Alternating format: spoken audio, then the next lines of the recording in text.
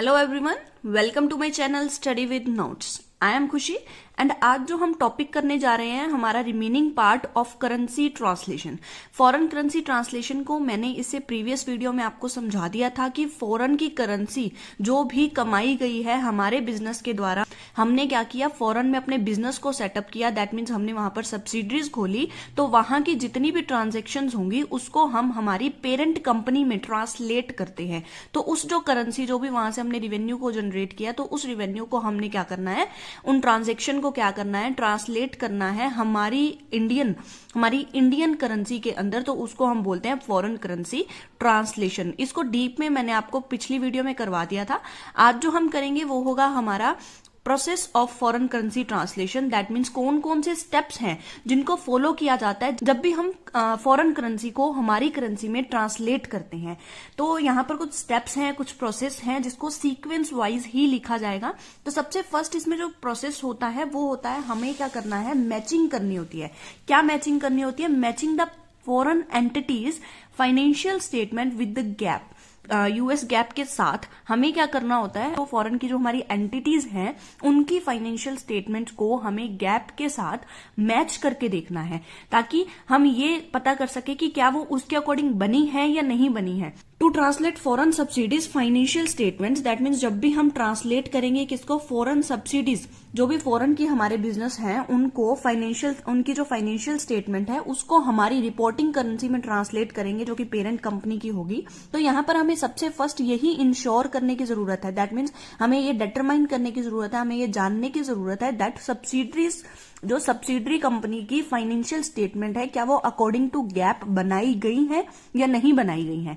तो अगर बनाई गई है तभी हमारी ये जो फॉरेन करेंसी ट्रांसलेशन है वो हो पाता है, अदरवाइज इसमें बहुत सारी डिफिकल्टीज को फेस करना पड़ता है। So the foreign currency translation process starts with matching, मतलब हमें सबसे फर्स्ट हमारा स्टेप क्या है कि हमें मैच करना है foreign entity financial statement to the US GAAP. तो हमें सबसे फर्स्ट क्या करना है, हमारी जो भी फॉरेन एंटिटीज हैं, जो भी हमारी सब्सिडरीज हैं फॉरेन की, तो उनकी फाइनेंशियल स्टेटमेंट को हमें यूएस गैप के साथ मैच करना है। जब हम मैच कर देते हैं तो हमारा नेक्स्ट स्टेप, जो सेकेंड स्टेप है, वो आता है हमारा determine the functional currency of the foreign entity. मतलब कि जो फॉरेन एंटिटी है, जो हमारी फॉरेन सब्सिडरी है, उसकी हमें फंक्शनल करेंसी को डिटरमाइन करना है कि क्या वो डिफरेंट है from our parent companies functional currency. तो यहाँ पे हमें ये चेक करना है। Business is must determine firstly, business को सबसे फर्स्ट हमें क्या डिटरमाइन करना होता है कि फंक्शनल करेंसी क्या है जिसमें हमें क्या करना है, रिपोर्ट करना है। दैट मीन्स रिपोर्टिंग करनी है, वो वाली हमारी फंक्शनल करेंसी कौन सी है। फंक्शनल करेंसी और प्रेजेंटेशन करेंसी को मैंने प्रीवियस वीडियो में समझाया था, तो आप वहां से वो जो मीनिंग है फंक्शनल करेंसी और प्रेजेंटेशन करेंसी का देख सकते हैं। अब यहाँ पे क्या कहते हैं, the functional currency is the one. Functional currency कौन सी करेंसी होती है? ये वो करेंसी होती है जिसमें जो कंपनी की जो majority of transaction, that means most of transaction जो होती हैं वो फंक्शनल करेंसी में ही होती है। फंक्शनल नाम से क्लियर है, जिसमें हम फंक्शन कर रहे हैं, जिसमें हम हमारी ट्रांजेक्शन को कर रहे हैं, वो करेंसी हमारी क्या होती है, फंक्शनल करेंसी होती है। So you have to check and choose, मतलब आपको यहां पर चेक करने की जरूरत है और चूज करने की जरूरत है the currency of the country where your main headquarter is located और where your majority of transactions are to be conducted. मतलब कि यहां पर आपको ये जानने की जरूरत है, यहां पर आपको ये चेक करने की जरूरत है कि आपकी जो कंट्री है उसकी ऐसी कौन सी करेंसी है जिसमें आपका जो है वो ट्रांजेक्शन ऑपरेट हो रही है, और ऐसी कौन सी कंट्री है जहां पर आपकी जो हेडक्वार्टर है वो लोकेटेड है, और मेजर ऑफ ट्रांजेक्शन जो हैं वो किस करेंसी में हो रही हैं। ये जानने की आपको बहुत ही बड़ी रिक्वायरमेंट है। तो हमें यहाँ पर करेंसी को आइडेंटिफाई करने की जरूरत है, डिटरमाइन करने की जरूरत है कि in which financial statement of foreign currency are reported. मतलब कि कौन सी फाइनेंशियल स्टेटमेंट फॉरेन करेंसी की है जिसमें हमें रिपोर्ट देनी है। अब इसमें एक डिफिकल्टी क्रिएट होती है। डिफिकल्टी क्या है? Difficult to determine. That means हमने कहा कि हमें फंक्शनल करेंसी को, फॉरेन एंटिटी की जो फंक्शनल करेंसी है उसको हमें डिटरमाइन करना है, लेकिन जो ये डिटरमिनेशन की जो प्रोसेस है, मतलब कि जो हमारा फर्स्ट पार्ट हमने किया determination of functional currency of the foreign entity, तो ये जो डिटरमिनेशन है यही बहुत डिफिकल्ट है। You conduct an equal amount of business in multiple countries. तो यहाँ पर क्या हुआ कि आपने अपने बिजनेस को बहुत सारे देशों में खोल रखा है। तो बहुत सारे देशों में जब आप खोलोगे तो वहां पर क्या होता है, आपको फंक्शनल करेंसी को चूज करना पड़ता है। और जब आप उस करेंसी को एक बार चूज कर लेते हो ना, तो उसमें चेंजेस लाना बहुत ही बड़ी डिफिकल्टी क्रिएट करती है। जैसे कि यहाँ पर कहा गया है, however once you choose the functional currency, एक बार आपने फंक्शनल करेंसी को चूज कर लिया, changes to it should be made only when there is a significant changes in the circumstances and economic facts। तो यहाँ पर क्या कहा गया है कि अगर आपने एक बार फंक्शनल करेंसी को चूज कर लिया तो आप उसमें चेंजेस नहीं कर सकते, तब तक नहीं कर सकते जब तक आपको अपने इन्वायरमेंट में, सर्कमस्टांसेस में या फिर इकोनॉमिक फैक्ट्स में कुछ एक बहुत ही बड़े चेंजेस को ना देख लें, तब तक आप अपने फंक्शनल करेंसी को चेंज नहीं कर सकते। और इसी फंक्शनल करेंसी को डिटरमाइन करना बहुत ही डिफिकल्ट काम होता है। नेक्स्ट स्टेप आता है remeasurement of financial statement of the foreign entity into the functional currency. क्या कहता है कि हमें रीमेजर करना है। रीमेजर मतलब हमने एक बार तो हमने डिटरमाइन कर लिया फॉरेन हमारी करेंसी को of the foreign entity, but यहाँ पे क्या कहता है कि आपको उसी फाइनेंशियल स्टेटमेंट को, उसी फॉरेन एंटिटी की जो भी फंक्शनल करेंसी है उसको हमने एक बार तो हमने क्या कर लिया है, मेजर कर लिया है, लेकिन उसको दोबारा से रीमेजर करना है। दैट मीन्स दोबारा से उसे डिटरमाइन करो कि क्या आपने जो किया है वो ठीक है। सो यहाँ पर क्या कहते हैं कि you need to ensure that all your financial statements use the reporting currency. तो मतलब यहाँ पर आपको जो है दोबारा से मेजर क्या करना है कि आपकी जो फाइनेंशियल स्टेटमेंट्स हैं उसमें जो रिपोर्टिंग करेंसी होती है क्या उसको यूज किया गया है या नहीं किया गया है। तो the translation of financial statement into the domestic currency, मतलब कि जब भी हम फाइनेंशियल स्टेटमेंट को, फॉरेन फाइनेंशियल स्टेटमेंट को जब हम हमारी डोमेस्टिक जो करेंसी है या डोमेस्टिक की जो भी हमारी फाइनेंशियल स्टेटमेंट्स हैं उनके साथ हम उनमें हम ट्रांसलेट करते हैं, तो ये जो स्टेप है वो स्टार्ट होता है begins with the translation of income statement.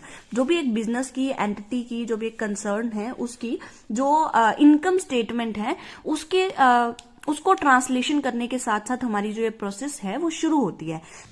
According to FASB stands for financial accounting standard boards, ASB accounting standard codification, topic 830।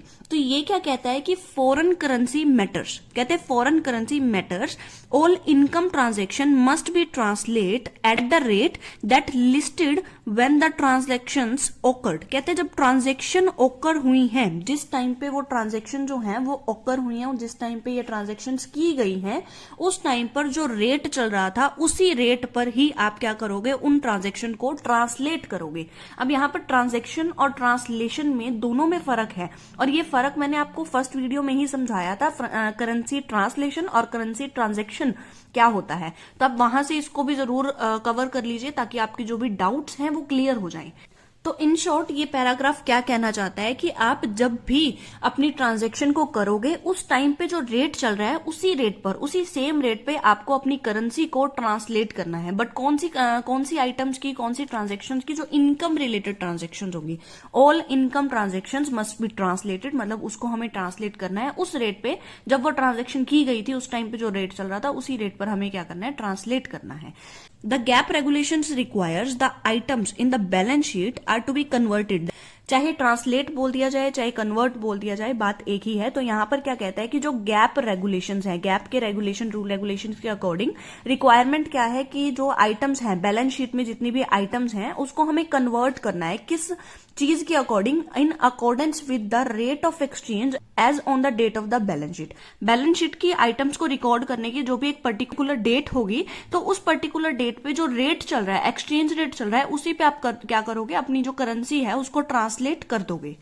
Next हमारी प्रोसेस आती है कि जो भी हमने ट्रांसलेशन किया, करेंसी का जो भी ट्रांसलेशन किया, उससे कई बार तो हमें गेन अराइज होता है और कई बार हमें लॉस अराइज होता है। जो भी हमें गेन हुआ है या लॉस हुआ है उसको हमें क्या करना है, रिकॉर्ड करना है। तो पॉइंट क्या कहता है कि रिकॉर्ड गेन और लॉसेस, जो भी गेन हुए हैं या लॉस हुए हैं, क्यों हुए हैं, on the translation of currency. Currency को जब भी हमने ट्रांसलेट किया, दैट मीन्स फॉरेन करेंसी को हमने जब भी हमारी कंट्री की करेंसी में हमने ट्रांसलेट किया तो उस टाइम पे जो भी हमारे गेन हुए या लॉस हुए उसको रिकॉर्ड करना। All the transaction adjustments arising due to foreign currency translations are recorded. अब क्या कहता है कि जो भी हमारी फॉरेन करेंसी ट्रांसलेशन जब हम करते हैं तो जो भी एडजस्टमेंट जो अराइज होते हैं ट्रांसलेशन से रिलेटेड, तो उसको हमें रिकॉर्ड करना होता है। कहां पर हम रिकॉर्ड करते हैं? जो भी हमारे शेयर होल्डर्स की इक्विटी सेक्शन होता है, equity section of the share holders, तो वहां पर हम क्या करते हैं? एडजस्टमेंट्स ऑफ ट्रांसलेशन को रिकॉर्ड करते हैं।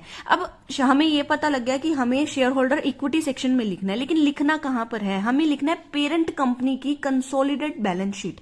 अब कंसोलिडेट बैलेंस शीट क्या होती है? तो जब भी हम बहुत सारी सब्सिडरीज को ऑपरेट करते हैं तो उस सब्सिडरीज को ऑपरेट करने के बाद हम एक कंसोलिडेट बैलेंस शीट बनाते हैं जिसमें जितनी भी सब्सिडरीज हैं उन सभी की ट्रांजैक्शंस को रिकॉर्ड किया जाता है, और उससे हम फाइनल कंक्लूजन निकालते हैं कि हमारी जो भी सब्सिडरीज हैं वो अच्छा वर्क कर रही हैं, नहीं कर रही हैं, प्रॉफिट में है, लॉस में है। तो सारी चीजें जो है वो कंसोलिडेट बैलेंस शीट से निकाली जाती हैं कि हमारी जो सब्सिडरीज हैं उनकी एसेट्स कितनी है, लाइबिलिटीज क्या है, उनकी फाइनेंशियल सिचुएशन, पोजीशन कैसी है। तो वो सारा कुछ हमें कंसोलिडेट बैलेंस शीट से पता चलता है।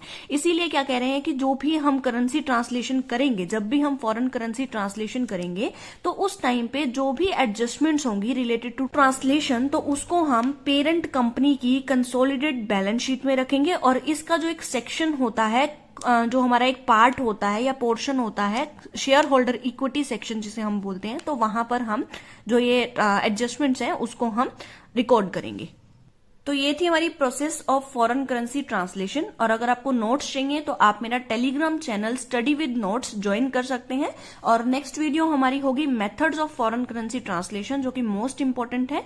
और एग्जाम में अक्सर ये चीज पूछी जाती है कि फॉरेन करेंसी ट्रांसलेशन के कौन कौन से मेथड्स हो सकते हैं, कौन कौन से प्रैक्टिसेस हो सकती हैं। वो वाली वीडियो आपको प्लेलिस्ट में मिल जाएगी और डिस्क्रिप्शन बॉक्स में भी मिल जाएगी। और अगर फिर भी डिस्क्रिप्शन बॉक्स में नहीं आती है तो आप कमेंट कर सकते हैं, आपको लिंक प्रोवाइड कर दिया जाएगा। अगर वीडियो पसंद आई है तो लाइक करें, share, subscribe and all support, you know. Thank you so much for listen me very carefully.